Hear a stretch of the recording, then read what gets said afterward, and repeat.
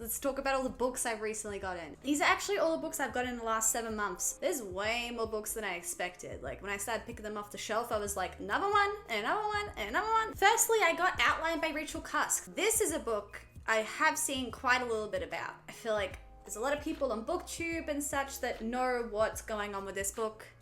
Right? This book is about a woman that goes traveling. She has 10 different conversations with 10 different people. I wanted to pick this up when I was maybe traveling myself, potentially. Gives me that Sally Rooney vibe. Also picked up A Feminist Manifesto in 15 Suggestions by Chimamanda Ngozi Adichie. Yeah, look, I've read the first book by her. What's it called? A Feminist friggin' something. We Should All Be Feminists. I believe I read We Should All Be Feminists a few years ago now when I was at university. I actually enjoyed it quite a lot. I feel like I learnt quite a bit. I want to read more about feminism.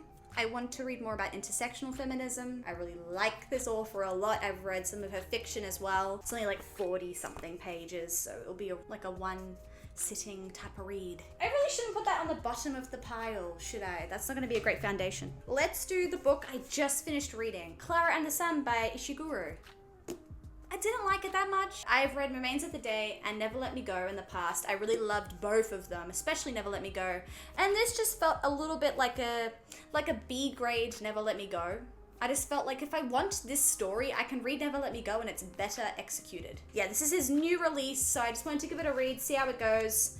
But yeah, I didn't get too much out of it. Probably a 2 out of 5 stars from me, so yeah. I also was gifted Necromonicon, or however you say it, by H.P. Lovecraft. So this is obviously a bind-up of the best weird tales of H.P. Lovecraft. I have not opened it yet. It's still in its wrapping, but I have the second book in these bind-ups. I got it secondhand. I picked it up somewhere randomly, and then I had this one just on my want list, and then I was gifted it. I've got both of them now to read when I want to get around to H.P. Lovecraft. I have a lot to consume. I also have Open Water by Caleb Azuma Nelson, and this is a love story set in the UK, and I think it's told in second perspective. I'm so excited about that. I haven't read a book from second perspective since the Goosebumps tales, where you'd have like the choose your own adventure style, and I loved it. So I'm thinking I might enjoy this, but yeah, I think it will be a new different experience for me.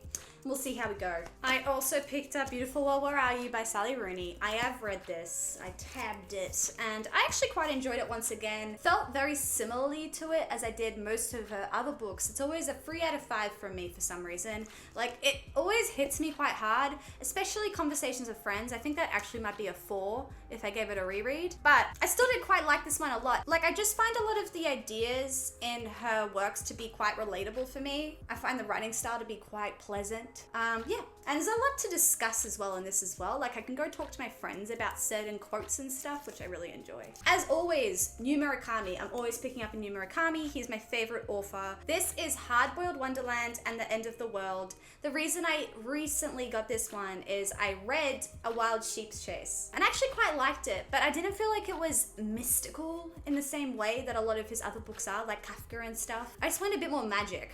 And so I looked online, like, what are his most like magical books? What order should you read them in? And then someone said that this is the first one you should get around to. I was like, wait, what? I did not pick up this one.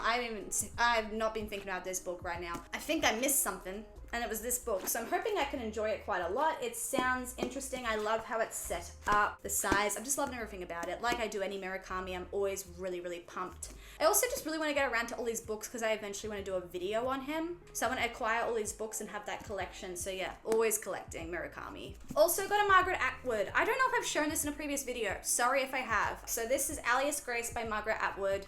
I really love Margaret Atwood. I've read The Testaments and I've read Handmaid's Tale, and I recently read a poems collection by her as well. It was actually quite good. I really liked it. So if I like some poems by her, which is hard for me to like some poems, I'll tell you that, then I am keen to read even more by her. I either got this one for cheap or for $0, like for free. I can't remember what. That's also the reason why I picked it up as well. Let's throw it over to some Russian literature. So I'm planning to read Crime and Punishment this year.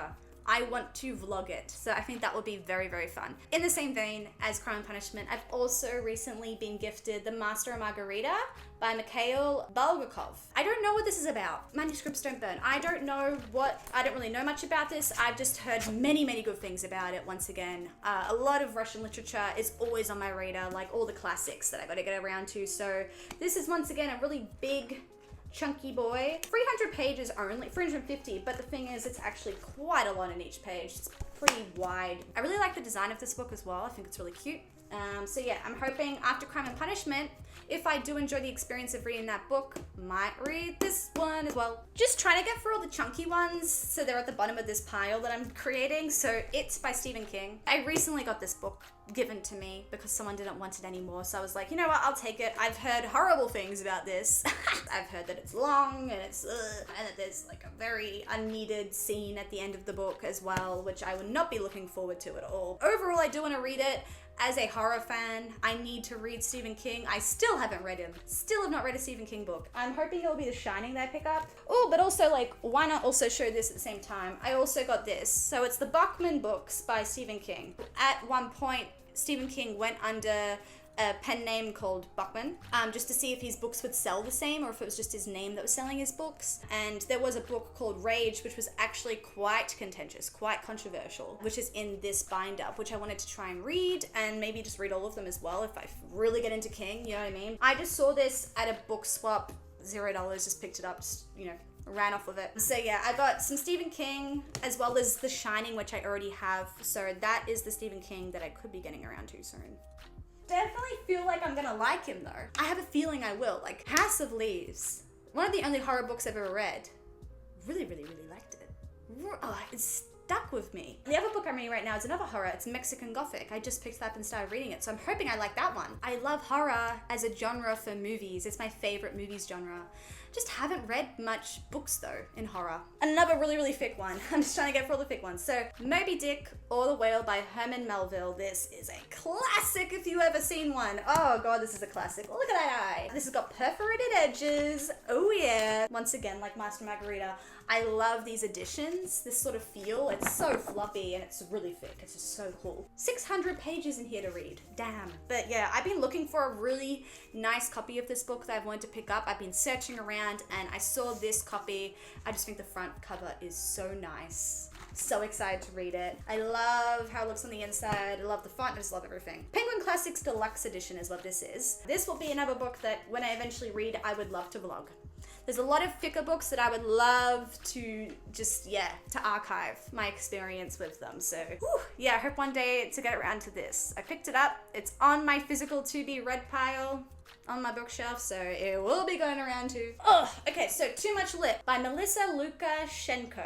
This is Australian fiction, I believe. This is a book about a woman that is Aboriginal, Australian Aboriginal. I've recently been doing a degree where we learn a lot about it. It's not something that was taught very much growing up in my public school system. It's not really ever mentioned at all. I think we watched one movie ever about Aboriginal culture in my whole 13 years of childhood. But thank God, I am currently doing a university degree that incorporates so much Indigenous knowledge and history into it, pedagogies and stuff like that. So I am learning so much more about it. I've been looking out for some books that are to do with Aboriginal culture here in Australia.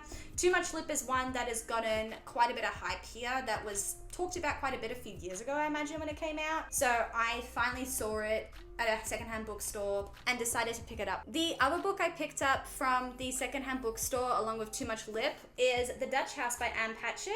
This is a book that also has a little bit of hype around it, seen around BookTube. This is actually a bit of a it's a bit of a risk, I would say. This sounds like it's sort of historical fiction a little bit, but also maybe it has a bit of mystery involved in it, which I like. So yeah, I have my hopes up. We'll see how it goes, but this may be a bit of a wild card for me. Another one, which is not a wild card at all, but I just wanted a better copy of this. I always had a copy, but it was not in very good condition. So at the bookstore, along with those two, the secondhand bookstore, I also got Pride and Prejudice by Jane Austen, a nicer copy of it that I like a lot more. I think the cover of this is so nice, so nice. Still an older copy, which I like. With a lot of classics, I like to get older copies, especially something like this, which is so overprinted. This is The Minority Report by Philip K. Dick. So Philip K. Dick is an author that I have read. Do Androids Dream of Electric Sheep? That book is the book that the Blade Runner movie is based off of. And I read that book as a teenager and I loved it. One of my favorite dystopian books I've read. But then I also tried to read another book. Can't remember the name, but I'll put it up here. Tried to read that like maybe 5 or so years ago. Did not enjoy it. Was not feeling it. So I'm gonna give him one more chance. And I found this book for free somewhere, so I was like, why not just pick it up? Why not grab it? So I've also got Natasha Brown's Assembly. This is a book that was more recently published in the last year or so, I think. And something just about it grabbed me. I really liked the front cover once again, but it's about a Black British woman who attends a lavish garden party at her boyfriend's family estate, set deep in the English countryside. Not too much on each page. I think it'll get to the point. It'll be a nice one-sitting read once again, probably. Also a Bernardine Evaristo quote on the front cover. She wrote Girl, Woman, Other, which I quite enjoyed as well, and I read that last year, I think, so yeah. The classic bestseller Mythology, Timeless Tales of Gods and Heroes by Edith Hamilton. I was looking for a book about Greek mythology. I just want to read more about Greek mythology, and I do want to be someone that reads a bit more nonfiction. The funny thing is, this isn't nonfiction. It's about gods, but at the same time, it sort of is educating me, so I want more books that educate me about history and about culture and stuff like that, so yeah. I remember I was just talking to people about what book should I get if I want to read more about Greek mythology, and this was something that was mentioned, so I picked it up. The last book I've picked up recently is called The Sea by Idis Murdoch. This is, once again, a vintage classic. I love this edition. I think it's so pretty. I like a front cover of a classic folded over with the blurb on the inside. I don't know, I saw this cover and it drew me in. And I'm a classics fan, so why not? I want to read this. Bit of a random pickup from me, but yeah, really thick once again, so nearly 600 pages. Yippee! I always feel like I get too many books, but then I look at it like that and I think of 7 months and I'm like, that's not too many, is it? I probably should stop buying, start reading. So that's what I'm gonna go do now. Let me know what you're reading. What have you recently bought? Has anyone read it? What's the number of the chapter? That's my number one question coming out of this. I'm so scared of it. All right, anyway, yeah, I hope you enjoyed, and I'll see you next time. Bye.